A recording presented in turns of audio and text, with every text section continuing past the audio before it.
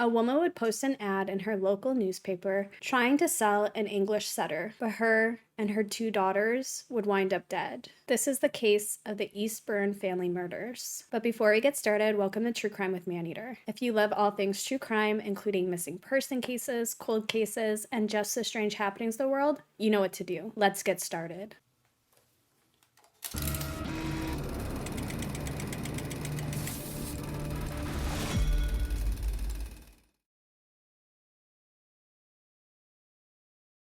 On May 7th, 1985, Tim Hennis was a 27-year-old Army sergeant in Fayetteville, North Carolina. He had come across an ad from a local woman trying to sell an English setter. This ad did appear in the Beeline Grab Rag, which was a newspaper that served the military community in the area surrounding Pope Air Force Base and Fort Bragg. So Tim would talk to his wife, Angela Hennis, and then he drove across town to see the dog. According to Tim, he arrived to the home at 367 Summer Hill Road, which was a ranch house with a brick facade and black shutters. As he walked up the driveway, he brought along a dog leash. He would then knock on the door, and Katie Eastburn, who was the woman that placed the ad in the classified section, opened the door, and she invited him inside. She was a smaller woman with short dark hair, a bright smile, and a pale complexion. Tim, however, was the opposite. He was 6 feet tall, and he just hovered over her. He had a light mustache, he was considered handsome, and had blonde hair parted to the right. Katie would tell Tim that she had just put her 3 daughters to bed.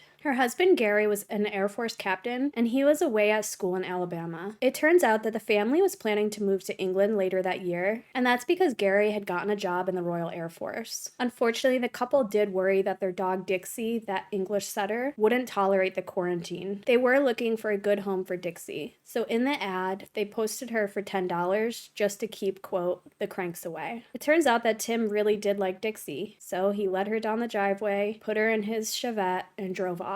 4 days later, when Gary Eastburn phoned his wife for their regular Saturday morning conversation, she didn't answer the phone. But he would continue to try and try again, but without any success. That Sunday was Mother's Day, and their neighbor, Bob, suddenly noticed there was uncollected newspapers in the driveway, which meant that Katie and the girls perhaps were away, but the Toyota station wagon hadn't moved in days. So Bob went next door and he rang the doorbell a few times. Inside, he could hear a baby crying, and he told his wife to call the sheriff's office. When an officer arrived at the Eastburns' house, he would have to cut a window screen and climb into a bedroom. Inside the home, he found a 22-month-old girl crying in the crib. So he would hand the baby through the window to the neighbor Bob. But he couldn't get past the fact that there was a strong odor in the house. And that's when he stepped in the hallway and he saw dead bodies at the end of the hallway. He quickly radioed for the homicide unit. A few minutes after 1 p.m., 2 homicide detectives would arrive on the scene. They entered the home through the carport door,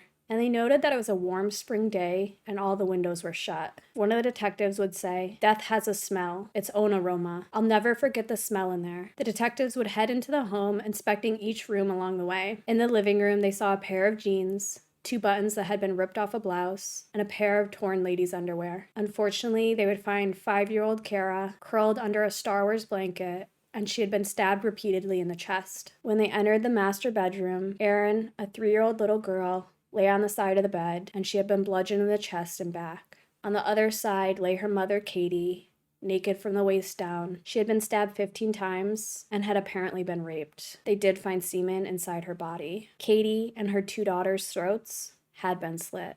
In Alabama, the phone rang in the hallway outside of Gary Eastburn's room, and one of his colleagues would holler, "It's for you." Gary would get up and ask who's calling, and his colleague would say, "Some detective." And of course, that detective would tell Gary some unfortunate news. He'd say there's been a death in the family, and you need to come home, but he wouldn't elaborate. So Gary hopped on a plane and flew home to Fayetteville, and they went directly to the police station. Of course, the detectives would begin by questioning Gary. They needed leads. He told them that Katie had recently given away Dixie, but he said he didn't know anything about the man who took the dog. Later that evening, both detectives would return to the home, and crime scene technicians had found fingerprints and hair. A luminol test did produce results on the master bathroom, and it looked like faint smears of blood on the walls, as if someone had been trying to clean up the place. After midnight on that evening, a young man named Patrick Cohn went to find investigators. He told investigators on Friday morning at around 3:30 in the morning, he saw a tall white man wearing jeans, a knit cap, and a black members-only jacket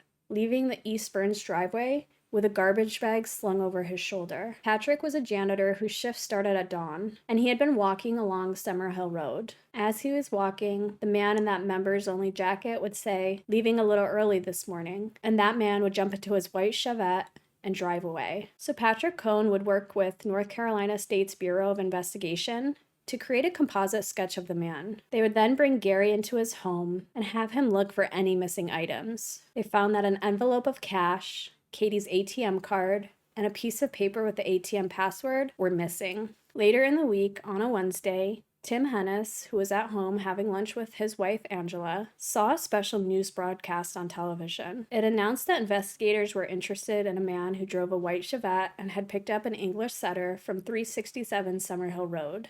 Tim would later say, "My wife and I were shocked. It was the first time we realized that the lady who had been murdered was the one that I had picked up the dog from." So Tim, his wife, and their newborn would drive down to the law enforcement center in downtown Fayetteville. The thing is, when the detectives saw Tim Hennis, he couldn't believe it. Tim Hennis was nearly identical to the composite sketch. Of course, they would begin their questioning by asking Tim to recount his activities that night. He would say that he had driven his wife and daughter to his in-laws and then returned home after stopping for gas. The detectives thought that he was being quite impatient during the interview, and they also thought he was quite arrogant. But they did question him for almost 7 hours, and he did provide blood, saliva, and hair samples, as well as fingerprints and palm prints. When the detectives asked him about Katie Eastburn, he said that he did pick up the dog, but he never saw the woman again, and he hadn't even gotten her name. Tim did claim that Katie had called him on Thursday night to see how Dixie was getting along with his other dog, Spitz,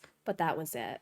But apparently Tim was an incredibly smart man. He had scored 128 on his Army General Aptitude test, which placed him in the 97th percentile. So detectives knew that if he had been hiding something, it was unlikely that he was going to slip up. They would ask Patrick Cohn to do like a lineup, so they took a picture of Tim and then placed it with a bunch of other pictures, and then would ask Patrick if he's seen any of these men. He did pick number 2, and number 2 was Tim Hennis. The detectives would return to the station, but they didn't have a warrant, so Tim was free to go. When they did obtain a warrant later that evening, and they went to Tim's home, Tim would say to them, "I hope you guys know what you're doing." At that point, he was handcuffed and charged with 3 counts of murder and 1 count of rape. And then he would say, "Looks like I'm going to get to wear one of those little orange jumpsuits," to the detective. Tim's father was a retired IBM executive, and he would hire 2 very prominent lawyers to defend his son. And it appears that Tim's alibi, the one when he said that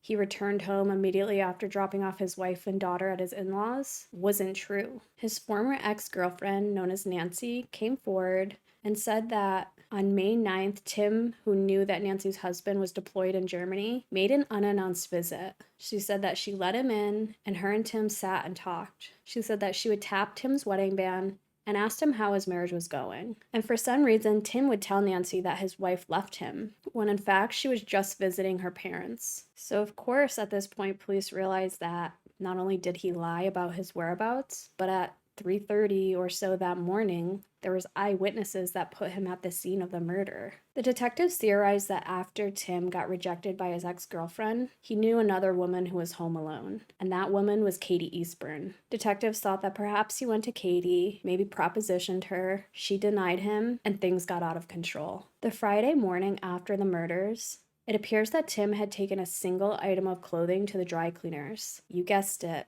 That black members-only jacket. That Saturday, Tim's neighbors would recall that he had poured lighter fluid into a 55-gallon barrel and stoked a bonfire for at least 5 hours. Was he burning evidence? So remember, this crime happened in 1985, and forensic science and DNA technology wasn't really being used yet in law enforcement.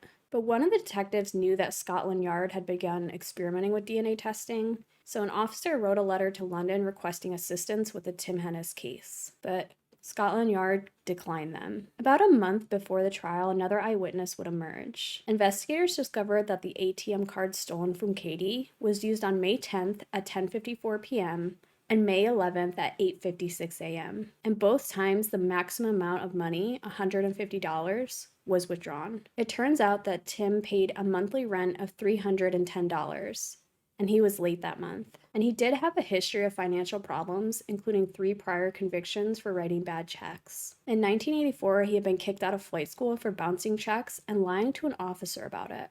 So after the murder, investigators were able to track down this woman who visited the ATM 3 minutes after Katie Eastburn's stolen card had been used on Saturday morning. That woman was able to recall seeing a tall man with blonde hair wearing camouflage pants, and he had been seen getting into a small, light-colored car. They did offer Tim a plea bargain before the trial began, which was 2 counts of second-degree murder, which would have been 2 consecutive life sentences. And he would tell his lawyer, quote, "I'm not pleading guilty to something I didn't do." During the trial in the summer of 1986, the prosecutor would tell the jurors, "What happened in that house was utter madness. It's one of the most tragic things that have ever happened in this country." They would also call that witness, Patrick Cohn, to the stand, and he would identify Tim as the man he saw on that morning. And when asked if there was any doubt in his mind, he said, "No, sir." During his closing argument, the prosecutor would tell the jury, "There's your baby killer. He's the one responsible for the deaths of these kids and their mother. The man responsible for taking their lives is sitting in this courtroom, breathing the same air as you are. And hopefully it won't be for much longer." The jury would deliberate for about 10 hours before returning with guilty verdicts on all accounts. 3 for first-degree murder, and 1 for rape. Tim would then pull off his wedding band, give it to his lawyer, and said, "Give this to Angela, tell her I love her." He was then let out of the courtroom and put into a suicide prevention cell. And then 3 days later, he was sentenced to death. But of course, this isn't the end of the story. Tim was moved to a prison in Raleigh while his lawyers began to work on an appeal. And then it seemed that while Tim was in jail, he received a letter that was marked July 8th, the day of the sentencing. It said, "Dear Mr. Hennis, I did the crime. I murdered the Eastburns. Sorry you're doing the time. I'll be safely out of North Carolina when you read this. Thanks, Mr. X." The authorities also would receive a letter from Mr. X, but they couldn't determine who Mr. X was. Gary Eastburn was very much struggling with the loss of his wife and 2 daughters. He said that he met Katie 12 years earlier at a softball game for singles. He said it was like somebody hit him between the eyes with a ball pen hammer, and he was madly in love with her. Gary would cancel his plans to go abroad, but he did accept the job in 1988, taking his 1 surviving daughter with him to England. But a few months later, the detectives would call Gary and say that he needed to come back to North Carolina. Tim's appeal had reached the state Supreme Court, where his lawyer argued that many graphic photographs shown by the prosecution had unduly inflamed jurors against his client, and this awarded Tim a retrial. At Tim's retrial in Wilmington, they focused on discrediting Patrick Cohn. It turns out between the first and second trials, Patrick Cohn had committed several criminal offenses, which one of them happened to be attempting to use a stolen ATM card, being drunk in public, and obstructing an officer driving a car with an expired registration. And during a drunken episode, he told a cop, "You can't arrest me, I'm helping you guys on." And then he would go on to say, "You need to check with your district attorney, man. They know me and I'm their witness. I'm a witness in the Hennis trial." Tim's lawyers also said that Patrick Cohn's testimony at the first trial was inaccurate. Patrick had stated the weather on the night of the murders was fair with stars out, but apparently a meteorologist called by the defense provided records that it was a cloudy evening. They would call Gary to the stand, and Gary would confirm that 2 months before Tim picked up the dog, Katie had received threatening phone calls in the middle of the night from a man who knew her name and said that he was coming over. And of course, they would read those letters from Mr. X in the courtroom. And the defense would find new witnesses to testify on Tim's behalf. A woman who delivered the Raleigh News and Observer each morning revealed that at 1:45 a.m. she had seen in front of the Eastburn home a long-haired man driving a light-colored van. The defense would then call to a stand a tall, blonde, teenage boy from the Eastburns neighborhood who had apparently habitually walked along Summerhill Road late at night and admitted to doing so at around 3 a.m. When they brought him to the courtroom, the defense suggested that perhaps this was the boy that Patrick Cohn saw. And of course, he was kind of a spitting image of Tim. They could have been brothers. The defense would also say that footprints found outside of the home were 3 sizes smaller than Tim's shoes. There was a spot of blood discovered on a bathroom towel that didn't match Tim's, and there were several hairs, including a pubic hair, that didn't belong to Tim nor the victims. Although the house was a rental and the pubic hair had been found near a couch in the living room, and not on Katie's body. And that fire that Tim had set in his backyard after the murder, the defense would claim that there was nothing in the charred remains that had been traced back to the Eastburn home. And that members-only jacket had no bloodstains, and this analyst from the International Fabric Care Institute testified that the main chemical used in dry cleaning could not remove all traces of blood. And then on April 10th, 1989, Tim would take the stand. The prosecutor would ask Tim if he thought that Kathryn Eastburn was an attractive woman, and he would say, "It depends on what you find attractive." And then the prosecutor would say, "Did you think she was attractive?" And he would admit that he did find her attractive. They would ask him why he didn't disclose his visit to his ex, and he said, "I forgot about it, sir. I just didn't place that much emphasis on it. It is something that slipped my mind." And then 2 days later, the jury would reach a verdict, not guilty on all counts. After more than 800 days on death row, Tim would leave the courtroom a free man. But Gary didn't believe it. He knew that Tim was guilty. And then a 27-year-old reporter, Scott Wisnat, would leave his job at the Morning Star to write a book. He wanted to find out who had killed Katie and her 2 daughters. He would say that he was afraid there was something out there that he didn't want to find out, and he lived in fear of it. He said, what if he found evidence that Tim had killed Katie and her 2 daughters? He would write the book Innocent Victims, which was published in 1993. And then 3 years later, there was a television miniseries based on the book that appeared on ABC. But the detectives wouldn't read the book or see the movie. He said, "I don't read fiction." After his acquittal, Tim was deciding whether or not to re-enlist in the Army. And he decided to re-enlist, and he received 3 years of back pay, a good conduct medal, and a promotion to staff sergeant. In September of 1990, he was shipped off to Saudi Arabia for Operation Desert Shield. And he said that compared to his first 2 trials, that this was, quote, a camping trip in Iraq. And due to his service, he did receive quite a bit of awards. One of his superiors would describe him as, quote, a sterling example for all. And a colleague would also say that he's an outstanding soldier. And one person who served with him would say, "Tim was a gentle giant. I would trust that guy with my family." In 1998, Tim, his wife, their daughter Christina, and Andrew, his 6-year-old son, would move to Fort Lewis, Washington. And that year, Gary had happened to move to a city 15 miles away from Fort Lewis. Gary had returned to England, and he met and married a British nurse, left the Air Force, and then would stay abroad for another few years before moving back. And of course, despite the proximity of their new homes, the men never seemed to run into each other. Tim would retire from the Army in July of 2004 after 23 years of service. He would take a job at a waste treatment facility, and that reporter who interviewed Tim several times for his book would say that he considered Tim's conduct after acquittal, quote, compelling evidence that he could have never committed those murders. 20 years after the Eastburn murders, on May 12, 2005, that reporter met with a group of North Carolina detectives who were discussing the case. A crime analyst who had worked with the Fayetteville Police Department was teaching a seminar for homicide detectives on advanced criminal intelligence techniques, and he was presenting the unsolved Eastburn murders as a case study. When this news reporter went to leave the seminar, a detective said he wanted to speak to him privately. And when they got to the parking lot, he introduced himself as Larry Trotter, who was a homicide detective from Cumberland County. The reporter would say, "Is the government going to solve this case?" And Trotter said that they had one path that was unexplored. DNA had been taken from Katie's body, and of course it was unsophisticated in the late 80s, but it was now 2005, and they wanted to send those samples off for analysis. So they would send them off to the State Bureau of Investigation Crime Lab in Raleigh, and luckily the amount of sperm left on the swabs was enough to run a DNA test. And a year later, they would receive the results. That DNA profile belonged to Tim Hennis. According to the forensic biologist who conducted the tests, the sample was 1.2 quadrillion times more likely to be from Tim than from any other white person in North Carolina. That detective would go on to say, "You have Tim's sperm in the vaginal vault of a dead woman. That kind of speaks volumes." Of course, they immediately phoned Gary, and they hadn't spoken to him in years. The detective would say, "Are you sitting down? We got a hit on the DNA." Gary would say, "Who?" And the detective would say, "Tim." Of course, the detective would explain that he wasn't sure if anything could be done to bring Tim to justice, but he did want Gary to know that they had the right man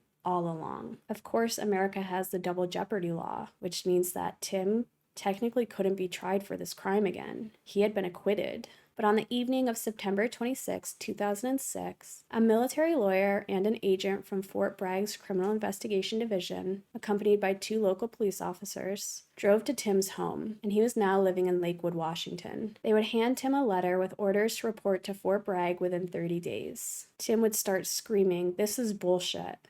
And then he yelled for them to get off his property, and he told his wife, "Call Beaver," which was his attorney. Tim would report for duty the next month, and it was quite an unusual thing that happened. He was being charged with 3 counts of murder and facing the death penalty, but he resumed collecting full military pay and benefits. He wasn't confined or restricted, and after working half days at a desk, he was allowed to meet with his attorneys and a private investigator pretty much every afternoon. Colonel Milligan, who worked in the military's appellate division, emphasized that the Army's decision wasn't made lightly.